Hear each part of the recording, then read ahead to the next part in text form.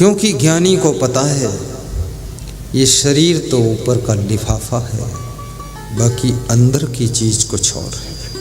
लिफाफा के अंदर जो है उसकी कीमत दीजिए, लिफाफा को देख करके आकर्षित मत होइए।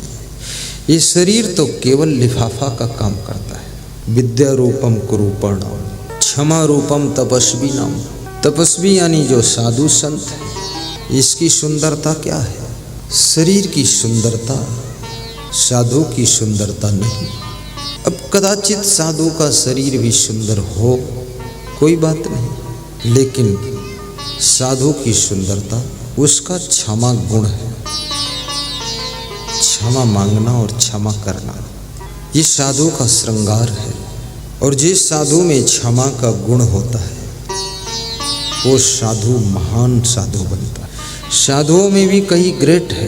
कपड़े तो एक जैसे होते हैं, सब पगड़ी बांध लेते हैं, सभी सफ़ेद लाल पीला पहन लेते हैं, लेकिन इसमें भी first grade, second grade, third grade, fourth class, failure भी है इसमें, फेल, और कुछ डिक्टेंशन मार्क भी है। डिक्टेंशन मार्क वही है जिस साधु में बहुत गुण है।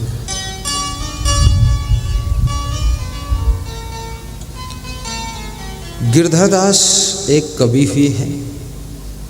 उन्होंने कुंडलियों की रचना किया है, तो उन्होंने कहा है कि गुण के ग्राहक सहस्र नर। गुण के ग्राहक हजारों लोग हैं। तुम में गुण है, तुम खाली नहीं रह सकते। जहां जाओगे वहां लोग तुमको तुरंत पकड़ लेंगे, आओ आओ आओ। यदि तुम में बहुत अवगुण है, घर के लोग भी तुमको पसंद नहीं करेंगे।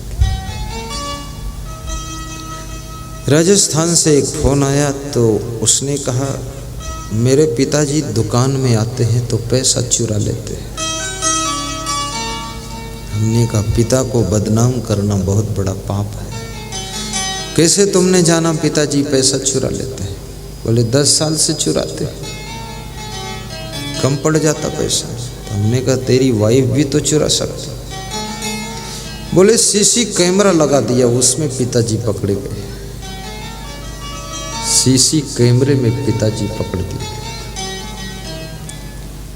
जिसका बाप बेटे की दुकान से पैसा चुराता हो, ये फेलियर बाप है।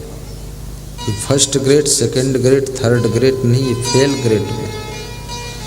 ये बाप तो रहेगा लेकिन कोई काम का नहीं रहेगा। ये केवल ढपोल शंख बाप है, घंटा घर है, बेकार है। गुण का मतलब क्या होता है? ईमानदारी का गुण, वफादारी का गुण, जिम्मेदारी का गुण, समझदारी का गुण, क्षमा का गुण, परिश्रम का गुण, सफाई का गुण, शांत रहने का गुण,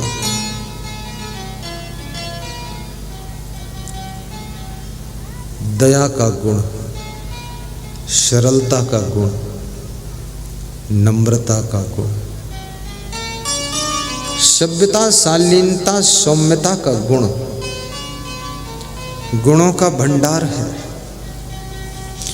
रूपवती नारी मिल सकती है, गुणवती नारी का मिलना कठिन है।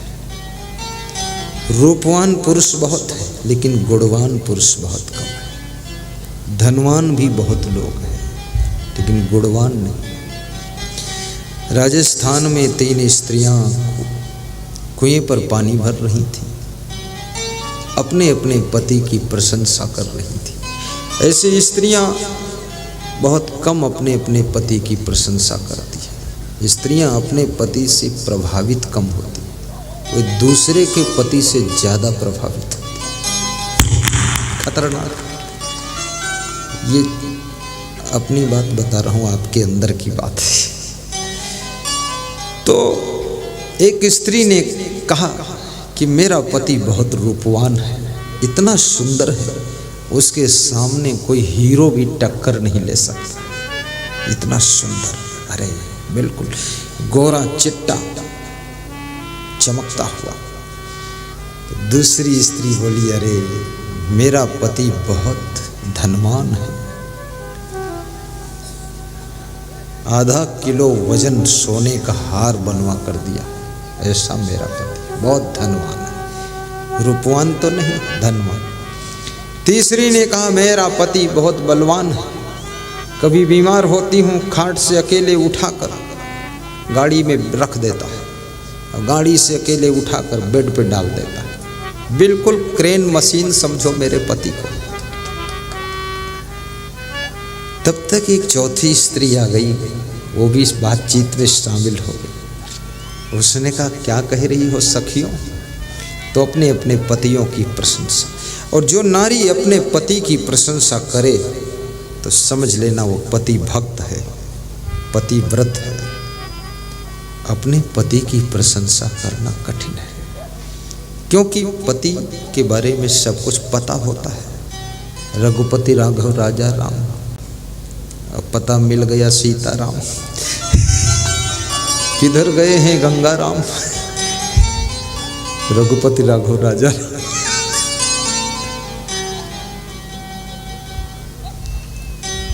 जो पुरुष अपनी पत्नी की प्रशंसा करता है, समझ लेना पत्नी व्रत का पालक होगा। दूसरी नारियों में मोहित नहीं होगा। गृहस्थाश्रम का ये बहुत बड़ा व्रत है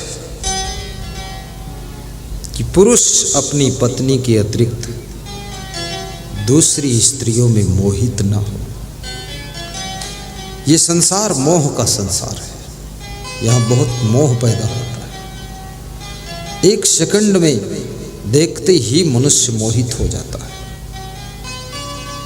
बड़े बड़े पुलिस जवान, कलेक्टर, एसपी, डॉक्टर, बैरिस्टर, टमाटर टर टर फिसल जाते। बड़े बड़े साधु भी मोह में फंस जाते हैं। ये छोटी चीज नहीं है, मोह। देखते ही मोह पैदा हो जाता है, और जहां मोह है, मोह के साथ साथ में दुख भी पैदा होता है, क्योंकि मोह से बड़ा और कोई बंधन नहीं। मोह सकल व्याधिन कर मूला, जहिते पुण्य उपजे बहुत सूरा। बहुत कष्ट होते इससे। ममता तो न गई मेरे मन से। मोह से पार होने का मतलब है तुम भवसागर से पार हो गए। भवसागर कुछ और नहीं है, ये मोह ही भवसागर है। ममता तू न गई मेरे मन से। वकील साहब सीधे बैठो, मुस्कुराओ। दरोगा जी मुस्कुराओ। ममता तू न गई मेरे मन से। ये मन में रहती है ममता।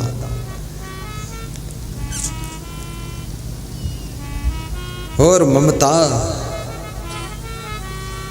शांति को खा जाती है। जहां समता रहती है वहां शांति रहती है। और ममता जब भगवान से पूछा गया ये ममता छूट नहीं रही तो क्या करें, तो भगवान ने कहा ये ममता तुम्हारी छोड़ो, मेरी भी नहीं छूट रही है, मेरे अंदर भी है ममता, तो क्या करूं। तो उन्होंने कहा ममता के धागे बटोर लो और एक मोटा रस्सा बना लो और उसे मेरे चरणों में बांध लो।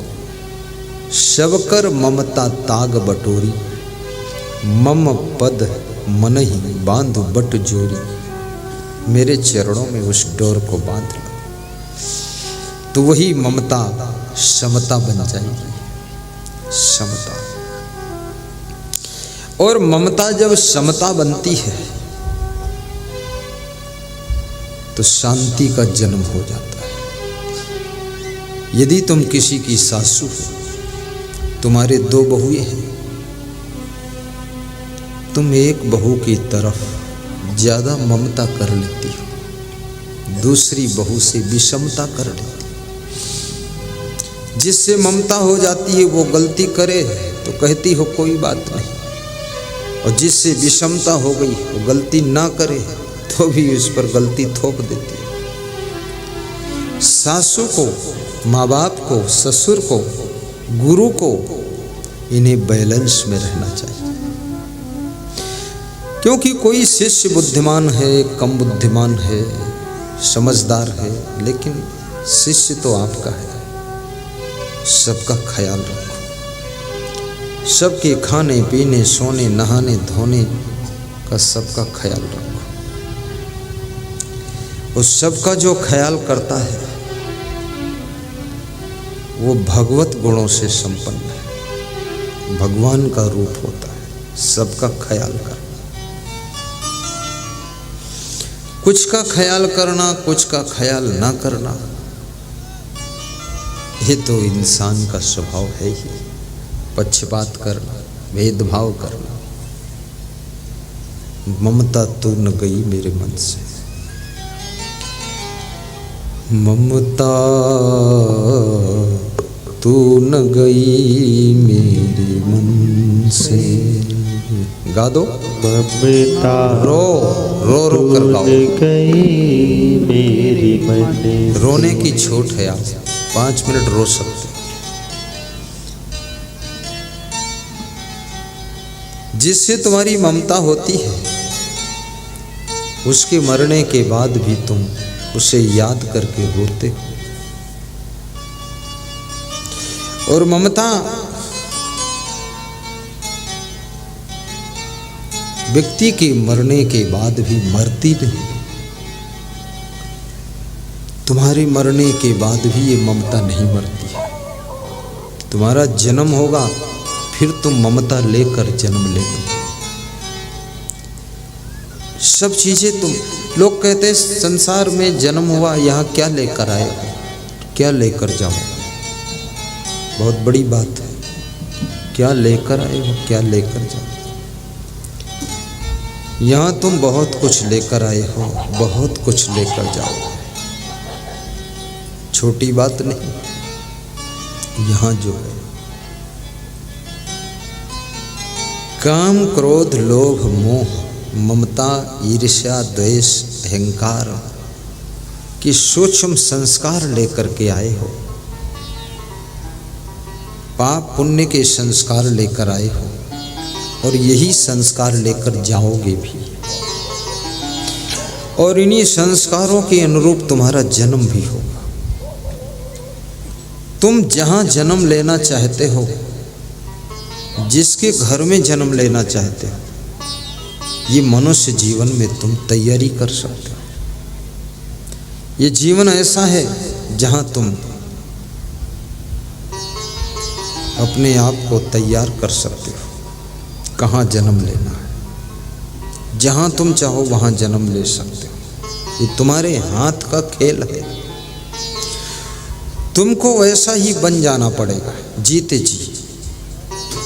वैसी ही सोच, वैसी रुचि, वैसा इंटरेस्ट, वैसा जीवन निर्माण करना पड़ेगा।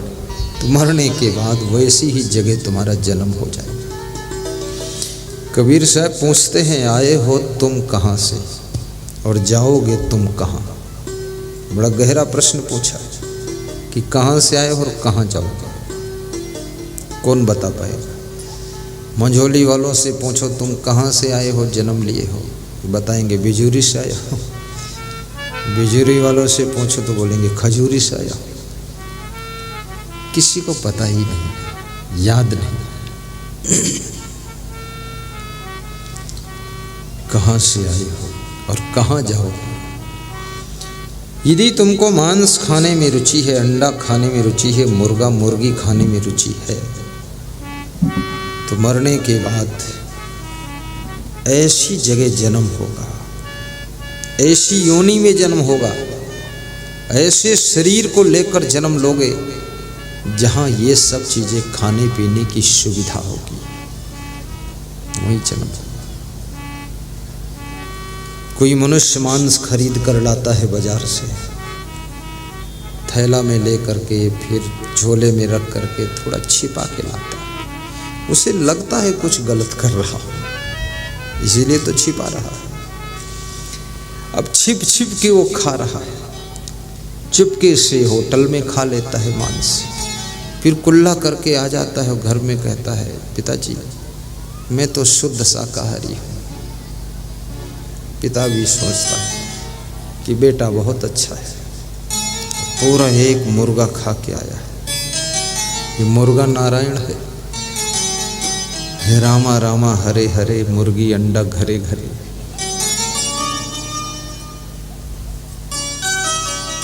रोजा रहें रोज रोज, मुर्गी मारें खोज खोज।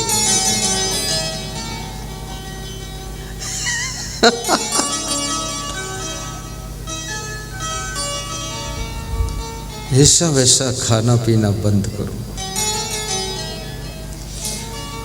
अन्यथा मांसाहारियों का जन्म बिल्ली की योनि में, सियार की योनि में, कुत्ते की योनि में, सिंह की योनि में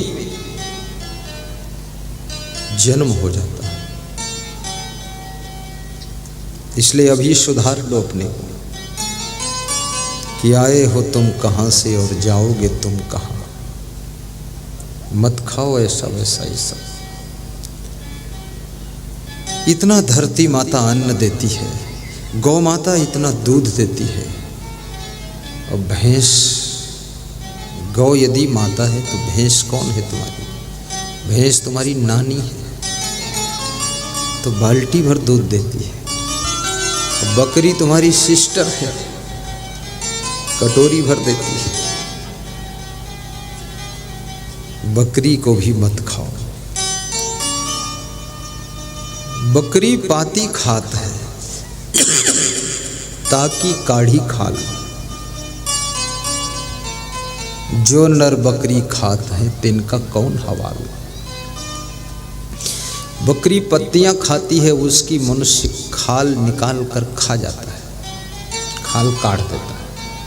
जो लोग बकरी ही खाते उनका क्या हाल होगा। कबीर साहब कहते हैं, जीव मत मारो बापुरा, सबका एक ही प्राण। हत्या कबहु न छूटी है, जो कोटिन सुनो पुराण।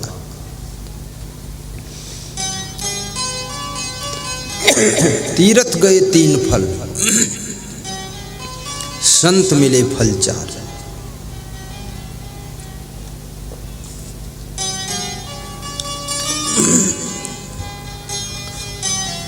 सद्गुरु मिले अनंत फल, कहीं कबीर विचार।